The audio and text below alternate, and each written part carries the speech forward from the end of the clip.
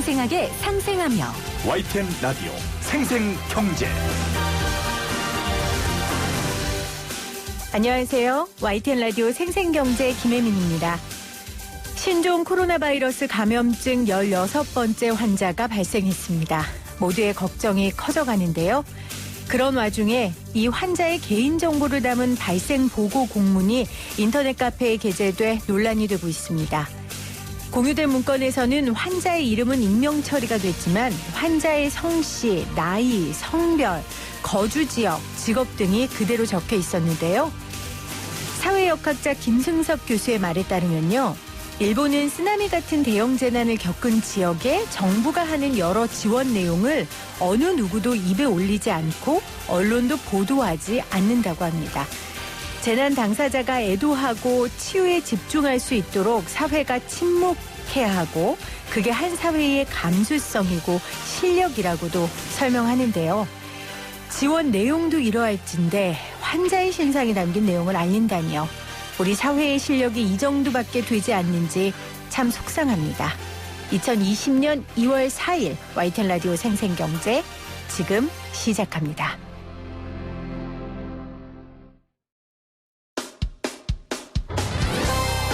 생생하게 상생하며 건강한 경제방송 YTN 라디오 생생경제. 오늘 가장 뜨거운 경제 뉴스를 제일 생생하게 전해드리는 시간입니다. 새로운 아파트 청약 시스템인 청약홈이 오픈 첫날부터 접속사가 몰려들었습니다. 청약으로 집 마련하는 속도보다 청약 시스템 바뀌는 속도가 더 빠른데요. 우리는 을이니까요. 새로 바뀐 청약 시스템 잘 알아야죠. 한국건설산업연구원 두성규 선임연구위원 나오셨어요. 박사님 안녕하세요. 네, 안녕하세요. 원래 청약을 하려면 그 아파트 투유에 들어가서 했어야 됐는데 이게 청약홈으로 바뀐 거예요? 그렇죠. 청약을 담당하는 곳이 이제 이사를 했다고 볼 수 있죠. 그래서 그전에는 이제 금융결제원이라는 곳에서 아파트 투유라고 아마 청약을 해보신 분들은 많이 보셨을 거예요. 검색어에도 자주 올라요? 그렇죠. 네. 그게 이제 2000년부터 그쪽에서 담당을 해왔었는데요. 이번에 완전히 국토부 산하의 한국감정원으로 이사를 하는 겁니다. 네. 그래서 굉장히 오랫동안 준비를 많이 해왔을 거예요. 이 부분에서 이제 이름도 청약홈 누리집 이렇게 되어 있습니다. 그래서 사실은 뭐 이게 생방송이니까요. 어제 2월 3일부터 이제 문을 열은 상태로서 본격적인 어떤 업무를 들어가게 되는데요. 이렇게 함으로써 많은 청약을 하시는 분들은 굉장히 편리한 상황에 아마 편리해지지 않을까 이렇게 보여집니다. 그리고 기존에는 아파트 투유에서 대부분 하긴 하지만 청약자들 가운데 한 22%가 국민은행, KB국민은행에 가입하신 분들은 거기에서 청약을 하고 결과는 또 아파트 투유에 와서 보는 그런 불편도 있었는데요. 그런 것들이 통합적으로 이렇게 하기 때문에 아마 본격적으로는 아마 2월 13일 정도 전후해서 이런 부분들에 대해서 아마 실질적인 어떤 이제 분양 업무가 청약 업무가 공식적으로 이쪽에서 아마 행해질 것으로 전망이 됩니다. 그러니까 이사를 갔으면 더 좋은 집으로 가야 되는 게 맞잖아요. 그렇죠. 안 그러면 서럽고 네. 그리고 구성원들 불편하고요. 새로운 청약 시스템, 이사간 이 새로운 청약 시스템의 그러면 핵심 말씀하신 것처럼 통합됐다는 거. 네네. 그리고 또 뭐 어떤 좋은 점이 뭐가 있을까요? 그렇죠. 이걸 이제 왜 했는가 부분에서 논란이 좀 있을 수 있는데요. 네. 국토부 산하 한국감정원에서 사실은 우리가 주간 아파트 동향이라고 해서 가격 부분에 대해서 오랫동안 잘 해오고 있어요. 그래서 그쪽에서 아파트 관련되는 업무를 뭐 통일적으로 하는 게 좋겠다 생각이 들고요. 우리가 그동안의 주위에도 보면 아파트 청약 과정에서 뭐 부정 청약 문제라든지 또 부적격 당첨자 문제로 인해서 여러 가지 이슈화 되는 경우들이 많았거든요. 그런 부분들을 없애기 위해서 하자 했기 때문에 사실은 이제 이렇게 해서 청약 홈에 들어가시게 돼 가지고 이제 거기에다가 공인인증서를 가지고 등록을 하시면요. 거기에 이제 세대원 등록까지 하고 정보 제공 절차까지만 동의만 하게 되면은 빠르게 자기가 청약 가능한 자격자인지 여부를 갖다가 쉽게 확인할 수 있습니다. 그래서 이제 그렇게 되는 데다가 또 하나 좋은 점이 부양가족 수하고 무주택 기간, 그다음에 청약통장 가입 기간들을 넣게 되면요. 자기 가점이 얼마인지를 자동 계산해 주는 그런 기능도 들어가 있습니다.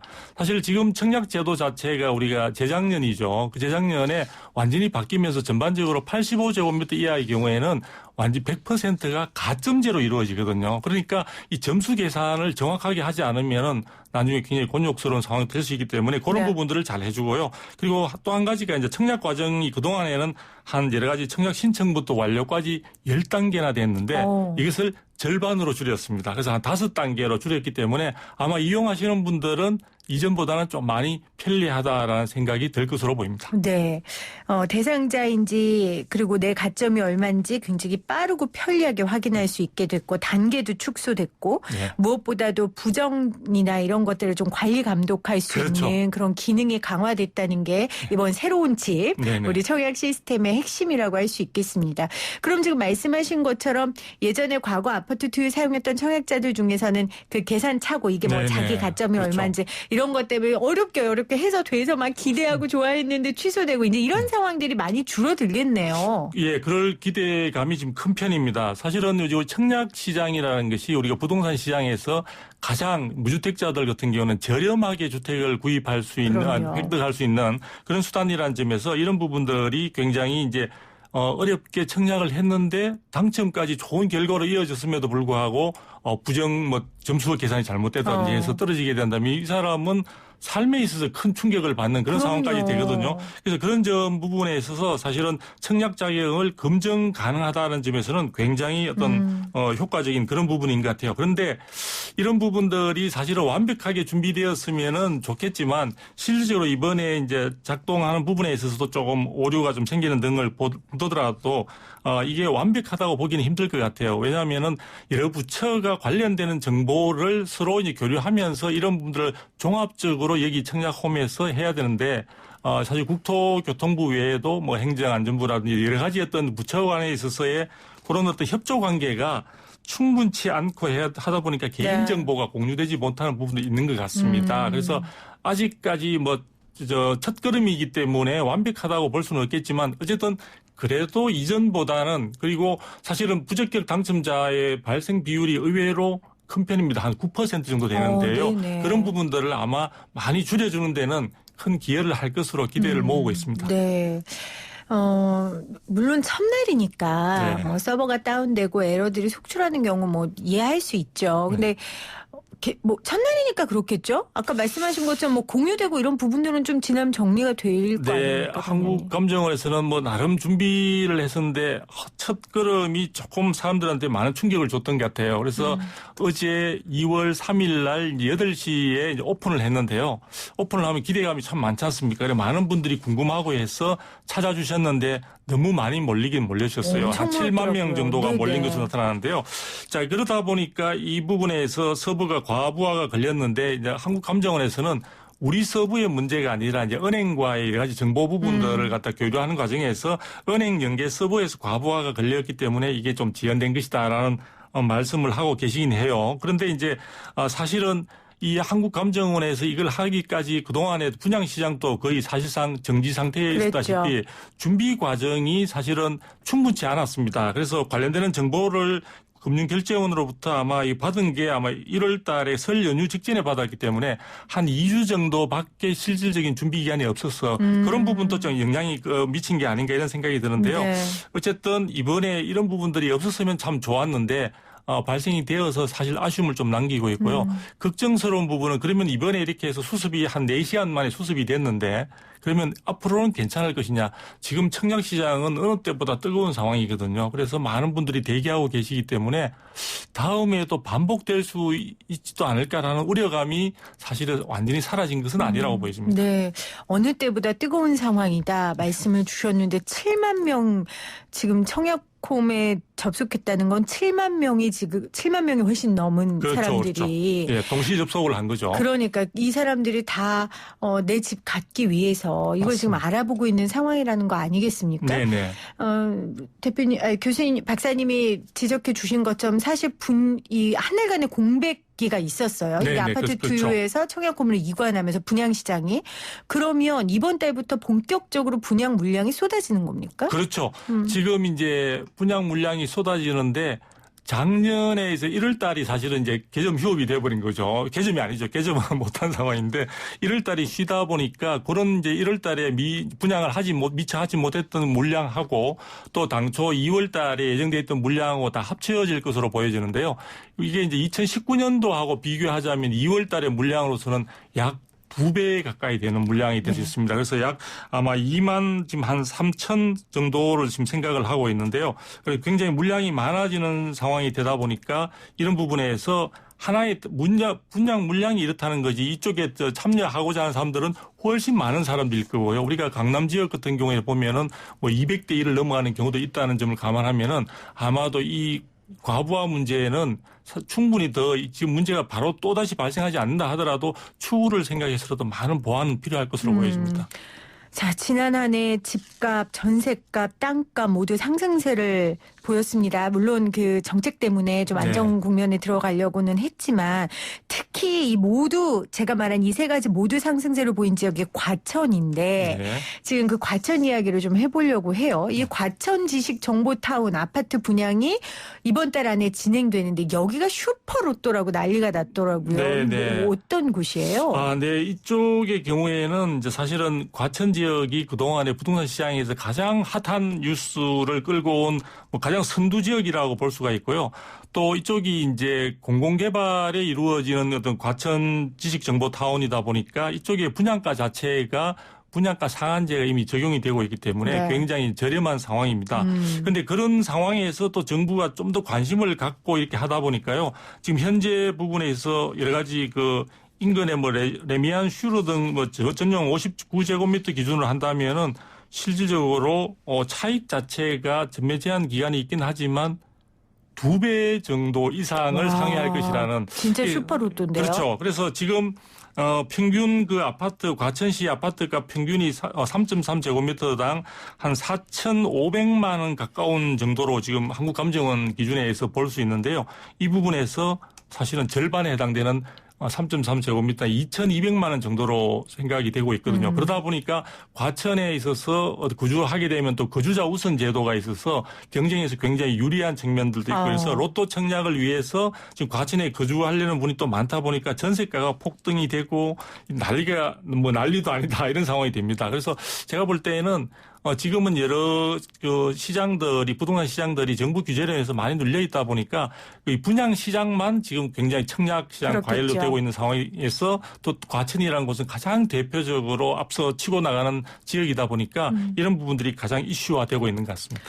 과천은 강남하고도 가깝고 그리고 교육으로도 굉장히 좋은 도시라고 들었어요. 그러다 보니까 아무래도 수요자가 많은 건데 그런데 여기가 5년에서 8년 이상 전매 제한이 꽤 긴 편인데 그럼에도 뭐 이렇게 뜨겁습니까? 큰 영향이 없고. 전매 제한 부분에 대한 어떤 영향력은 분명히 정부가 이렇게 정했기 때문에 당첨되는 사람으로서 부담이 될 수도 있는 여지가 있는데요.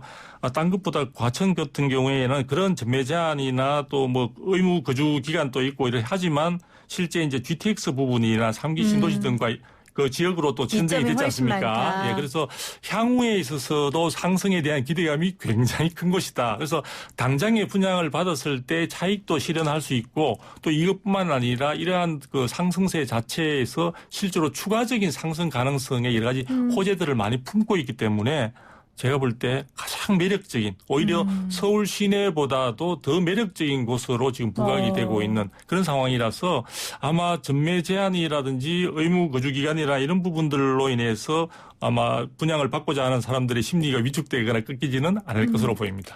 네, 아까 박사님도 말씀하셨지만 분양 시장이 뜨거운 이유가 사실 너무 부동산 정책이 타이트하니까 그 반대급부로 이렇게 지금 뜨는 거잖아요.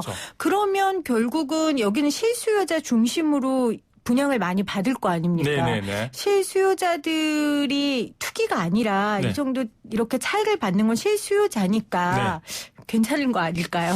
제가 보기에는 물론 실수요자 입장에서는 굉장히 저렴하게 받는다는 점은 저도 적극적으로 지지하는 부분인데요.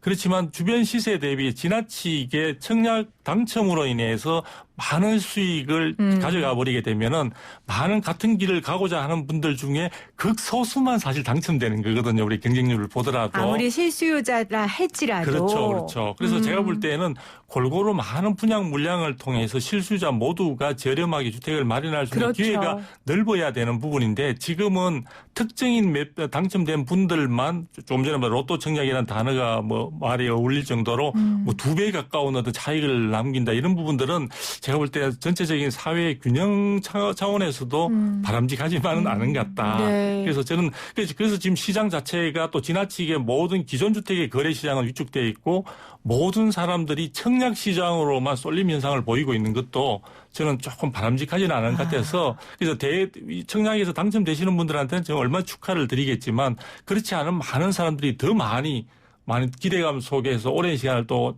인내하고 있다는 점을 우리는 잊지 말아야 될 것 같습니다. 그러니까 우리가 부동산 가격 잡으려고 하는 이유가 그런 상대적 박탈감이라든지 그렇습니다. 아니면 본인이 노력한 거 이상의 너무 많은 부를 택하는 거에 대한 우리가 그런 거에 대한 사회적 경계 이런 것 때문인데 오히려 지금 실수요자들 사이에서도 또 이렇게 갈릴 수 있다라는 거네요. 그렇죠. 어떤 사람들은 너무 자기가 투자한 거 이상으로 투기는 아니었지만 그런 영향도 있겠네요. 그래서 제가 볼 때는 이제 우리가 사회적으로 많은 재화 부분을 골고루 균형 있게 나누어 가지는 게 사회 정의에 더 부합하는 것 같은데 이제 그런 측면에서 정부가 좋은 의도에서 주택 가격을 많이 낮추어서 실수요자들에게 부담을 줄이고자 하는 부분은 바람직했지만 결과적으로 본다면은 그 로또라는 단어 자체가 사실 긍정적인 이미지가 아니지 않습니까? 그럼요. 그래서 그런 측면에서 본다면 이 청약 제도 자체가 또 경우에 따라 가점제 위주로 하다 보니까 또 경우에 따라서는 젊은 분들이나 신혼부부들이 기회를 또 차단당하는 그런 측면도 있는 것 같아요. 그래서 저는 이 자리를 빌어서 좀 말씀드리고 싶은 것은 향후에 많은 정말 주택이 없어서 실수요자들이 주택을 갖고 싶어 하는 그런 꿈을 특정 나이가 많고 가점만 높은 사람들에만 기회가 아니라 또 신혼부부라든지 또 사회초년생이라든지 이런 젊은 세대에게도 어느 정도 기회를 같이 골고루 나누어 가지는 그런 쪽으로 청약제도가 좀 보완됐으면 좋겠어요. 그러니까 청약 가점이 아무래도 이제 연세 있으신 분들 중에 자기 집 못 산 분들이 점수가 높으니까. 그죠. 식구라 부양가족이라든지 또 무주택 기간이라든지 그런 게 있으니까요. 정부에서 신혼부부들을 위한 또 여러 가지 제도를 내놓고 있기는 하지만 우리 박사님 말씀하신 것처럼 조금 더 세밀하게 그 사람들의 필요를 좀 채워주는 그런 부동산 정책이 됐으면 좋겠습니다. 그러니까 실수요자도 실수요자지만 이런 가운데 이것조차도 꿈꿀 수 없는 전세 찾는 분들 이런 분들 같은 경우에는 지금 이 과천 경우에도 과천시와 건설사 간의 줄다리가 이어지면서 전세값이 천정부지로 올랐다면서요. 그래서 세입자들 피해가 엄청 높아지고 있고 그래서 국민청원까지 올라왔다 이러더라고요. 네, 그렇죠. 그러니까 지금 이제 거기에서 조금 전에 말씀드린 대로 원체 경쟁률이 높은 곳이고 거기에 꿈을 실현하려면 거기에 우선 거주자가 우선의 기회가 있으니까 이제 전세라든지 이런 쪽으로 해서 있어야 되는데 이게 빨리 되지 않고 여러 가지 이제 그 분양가 부분과 관련해서 정부와 이렇게 줄달리기를 하는 상황에서 이게 그 기간 동안에 한정된 어떤 전세 기간을 살아야 되는 부분은 추가적으로 또 연장을 한다든지 그것도 전세 가격이 너무 많이 폭등을 했어요. 그러다 보니까 당초 계획하셨던 분들 중에는 일부는 도저히 감당할 수 없어서 그 기회에 참여하지 못하는 분들도 있다 보니까 저는 제가 볼 때는 이 사회가 가장 균등하고 바람직하게 발전하는 부분은 기회의 균등인 것 같아요. 그런 부분들이 이 전세 시장에 있어서도 과천 같은 경우에는 상당 부분 특정 부분인들에게는 좀 제약되거나 제한되는 측면이 있다 보니까 그런 부분에서 다소 많은 분들에게 어쨌든 당첨이라는 것은 다소 운이 있어야 되겠지만 좀 더 많은 기회에 참여할 수 있는 그런 기회에는 좀 더 보장되는 그래서 전세 시장도 제가 볼 때 지나치게 급등하는 것은 과천 지역만을 두고 보더라도 바람직한 것은 아닌 것으로 보여집니다. 그럼요. 자, 오히려 지금 분양시장이 더 과열되는 양상을 저희가 지금 보고 있습니다. 그래서 관련된 이야기 주성규 박사님과 함께하고 있는데 오늘 기사 보니까 아파트 살 때 자금 출처 조사 외에 아파트를 판돈까지 어디에 쓸지 밝히라. 라는 얘기가 있어서 네. 근데 저도 이건 너무 과도한 거 아닌가라는 생각이 좀 들기도 해요. 저도 깜짝 놀랐습니다. 네. 사실은 이제 그 부분이 얼마 전에 우리 정책 수석으로 계시는 이제 강기정 수석께서 주택 거래 허가제 그때 말씀은 부동산 뭐 거래 뭐 허가제인가 뭐 그 말씀을 하셨는데 그게 이제 주택 거래 허가제로 보통 통칭이 되죠. 근데 이제 그 부분은 사실 수그러든 것으로 보여졌는데요. 사실은 지금 9억 이상의 경우에는 자금 출처 부분과 관련해서 주택을 사는 분들이 15가지의 어떤 여러 가지 제출 자료들도 내야 되고 굉장히 부담과 제약을 많이 받고 있는 상황인데요. 이번에 오늘 뉴스는 그 사는 사람뿐만 아니라 파는 사람들도 팔고 난 뒤에 돈을 은행 통장에 넣는 것 이외에 다른 용도로 쓰면은 그것을 갖다가 상세하게 지자체에다가 그걸 보고를 한다든지 또는 금융 관련되는 국세청에 보고를 해야 되는 이런 쪽으로 가고 있는 것 같아요. 그래서 이제 국토교통부와 국세청과 그다음에 해당되는 지자체가 삼위일체가 돼가지고 부동산 시장에 상당히 좀 부정적인 그런 분들의 또 주택 거래를 제한하려고 하는 것은 긍정적으로 제가 이해할 수 있지만 이것이 우리 국민 개개인의 가장 중요한 자유재산권 행사와 관련해서 지나치게 개입하고 근거에 들어가는 것은 좀 문제가 있다. 물론 부동산 거래 등에 관한 법률에 근거한다고 하지만 거기에 나와 있는 규정을 보더라도 이렇게 매도자에게까지 자세한 것을 요구하는 정도는 아닌 것 같아요. 그래서 일각에서는 뭐 전문가분들도 지적을 하다시피 지나치게 법 해석을 과도하게 하고 정책 부동산 시장의 안정을 도모해야 된다는 그 부분에 어깨에 너무 힘이 들어간 것이 아닌가. 그래서 오히려 국민들의 삶과 모든 경제 생활 자체에도 지나치게 부담을 안겨주면서 심리 자체가 경색되게 된다면 저는 이것은 전체적 사회 경제적으로도 굉장히 지금 또 신종 코로나로 인해서 사실은 굉장히 위축되고 있는 부동산 외에도 또 우리 경제 심리 자체를 더욱더 위축시키는 결과를 초래할 수 있기 때문에 정부가 필요한 범위 내에서만 저는 간섭을 했으면 좋겠다. 지나친 간섭은요.